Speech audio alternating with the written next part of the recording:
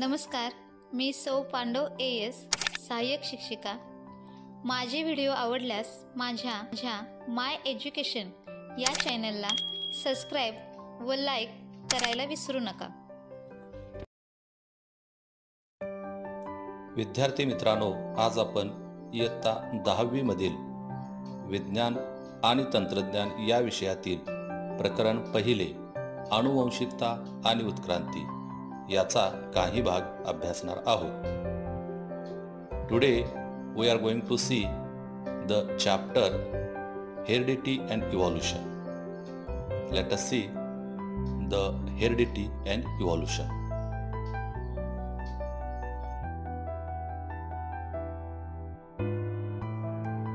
Heredity and hereditary changes. Heredity is the transfer of biological characters from one generation to another via genes. म्हणजे एका पिढीतील जैविक लक्षणे जनुकाद्वारे पुढच्या पिढीत संक्रमित होण्याची प्रक्रिया म्हणजे अनुवंशिकता होय। बघा, आपल्या मध्ये असलेली काही लक्षणं ही आपल्या वडिलांच्याकडून आजोबांच्याकडून आलेली असतात। म्हणजेच ही जी लक्षणं आहेत, जैविक लक्षणं, ही जनुकांच्याद्वारे आपल्या मागील पिढीकडून आपल्याकडे संक्रमित होत असतात। John Gregor Mendel, pioneer of the modern genetics. John Gregor Mendel हा आधुनिक अनुवंशिक शास्त्राचा जनक मानला जातो। Around the period of 1886, it took a long time for him to understand the conclusion of his research about heredity. या John Gregor Mendel याने आपले संशोधन करण्यासाठी व त्याच्यामधून काही निष्कर्ष काढण्यासाठी बराच असा कालावधी त्या ठिकाणी घालवलेला आहे आणि या ठिकाणी याचा शोध लावण्याचा प्रयत्न केलेला आहे।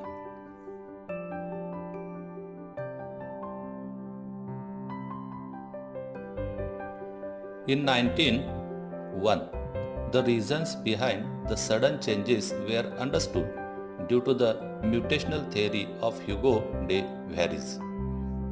पहा, 1901 साली ह्युगो द व्हॅरिस या शास्त्रज्ञाने उत्परिवर्तन सिद्धांताचा शोध लावला।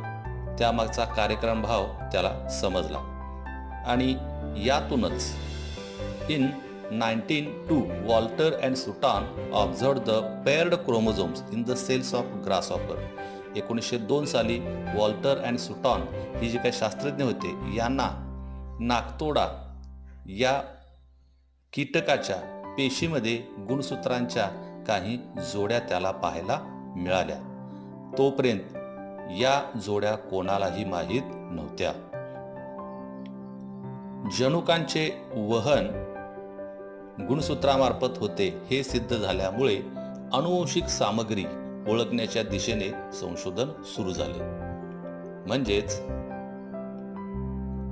Walter and Sutton observed the paired chromosomes in the cells of the grasshopper until it was not known to anyone. Research started in the direction of the finding the nature of genetic material when it was proved that gene are carried via chromosomes. म्हणजेच आपण असं म्हणू शकतो की जनुकांचं वहन गुणसूत्रामार्फत होतं आणि हेच सिद्ध झाल्यामुळं अनुवंशिक सामग्री ओळखण्याच्या दिशेनं तिथं मोठ्या प्रमाणात संशोधन सुरू झालं।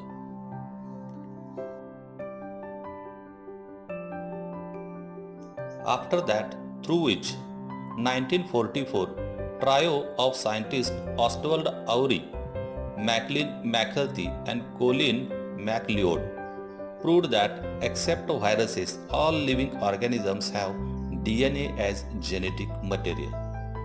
म्हणजेच 1944 साली 3 शास्त्रज्ञांची जोडी, त्यांची नाव आहेत ऑस्टवल्ड आउरी, मॅकलिन मॅकर्थी आणि कोलिन मॅकलिओड, या तिघांनी असे सांगितले की सर्व विषाणू वगळता जे काही सर्व सजीव आहेत, या सजीवांच्या मध्ये DNA हीच अनुवंशिक सामग्री आहे।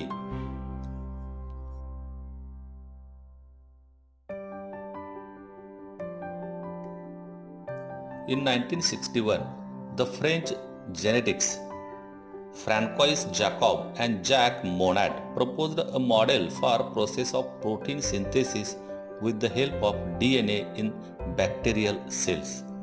1961 साली फ्रान्समधील दोन शास्त्रज्ञ, पहिला फ्रँकॉइस जॅकॉब आणि दुसरा जॅक मोनॅड, या दोघांनी जीवाणूंच्या पेशीत DNA द्वारे होणाऱ्या प्रथिन संश्लेषणाच्या प्रक्रियेची प्रतिकृती तयार केली आणि त्यामुळे DNA in bacteria cells it helps to uncover the genetic codes hidden in the DNA. त्यामुळे DNA रेणूमध्ये दडलेले जनुकीय संकेत उघडण्यास बरीच अशी मदत झाली. Thereby the technique of recombinant DNA technology emerged which have vast scope in the field of genetic engineering. आणि म्हणूनच जनुक अभियांत्रिकीच्या दृष्टीनं अफाट क्षमता असलेले पुनःसंयोजी DNA तंत्र विकसित झाले आणि वेगवेगळ्या क्षेत्रामध्ये त्या ठिकाणी मोठी क्रांती झालेली आपल्याला पाहायला मिळते.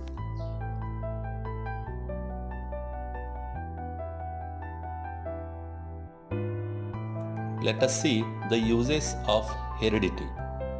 आता आपल्याला या आनुवंशिकतेचा उपयोग कोणकोणत्या ठिकाणी केला जातो ते पाहायचं आहे.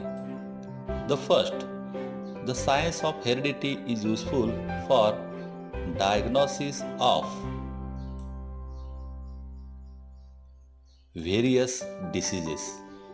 म्हणजेच आपणाला या हेरिडिटीचा वापर वेगवेगळ्या रोगांचं निदान करण्यासाठी आपणाला करता येतो. Second, treatment and prevention of hereditary disorders.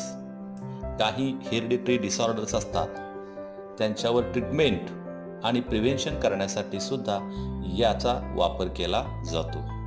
Production of hybrid varieties of animals and plants and in industrial processes in which microbes are used. या ठिकाणी हायब्रिड व्हरायटी निर्मिती करण्यासाठी, आता हायब्रिड व्हरायटी म्हणजे प्राण्यांच्या आणि वनस्पतींच्या या हायब्रिड व्हरायटी निर्माण करण्यासाठी, त्याच पद्धतीनं काही इंडस्ट्रियल प्रोसेसेससाठी याचा किंवा यामधील काही मायक्रोबचा मोठ्या प्रमाणात वापर केला जातो. Let us see central dogma. With the help of RNA, the genes present in the form of DNA participate in the functioning of cell and thereby control the structure and functioning of the body.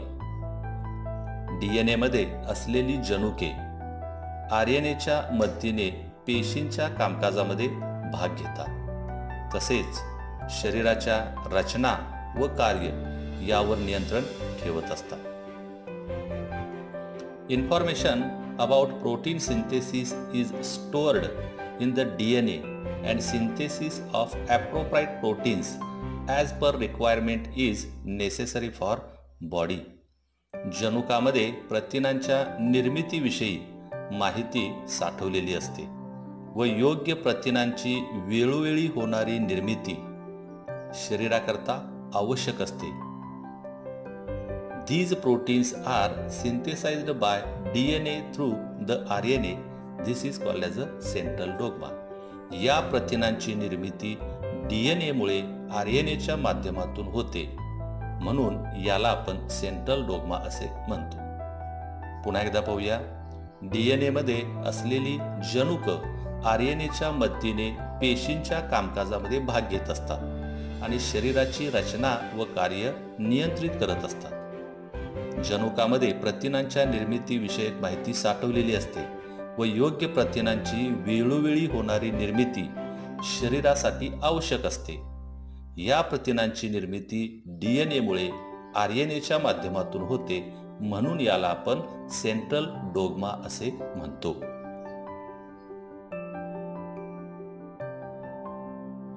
Let us see the transcription. mRNA is produced as per the sequence of nucleotides on the DNA.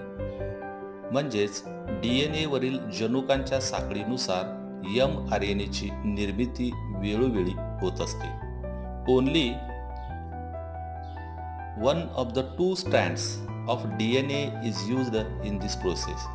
यामध्ये DNAचे जे काही 2 stands असतात त्यापैकी एकाच स्टँडचा वापर या ठिकाणी केला जातो. The sequence of nucleotide in mRNA being produced is always complementary to the DNA strands used by synthesis. म्हणजेच तयार होणाऱ्या mRNA रेणूतील आणि तो तयार करण्यासाठी वापरलेला DNAचा धागा या दोन्हीतील न्यूक्लिओटाइड्सचा क्रम एकमेकांना पूरक असतो, म्हणजेच कॉम्प्लिमेंटरी असतो. Beside there is uracil in RNA instead of thiamine of DNA. या ठिकाणी DNA तील थायामिन ऐवजी mRNA मध्ये युरॅसिल असतो आणि this process of RNA synthesis is called transcription. या ठिकाणी RNA तयार करण्याची ही जी काही प्रोसेस आहे, ही जी काही प्रक्रिया आहे, यालाच आपण ट्रान्स्क्रिप्शन म्हणजेच प्रतिलेखन असं म्हणतो.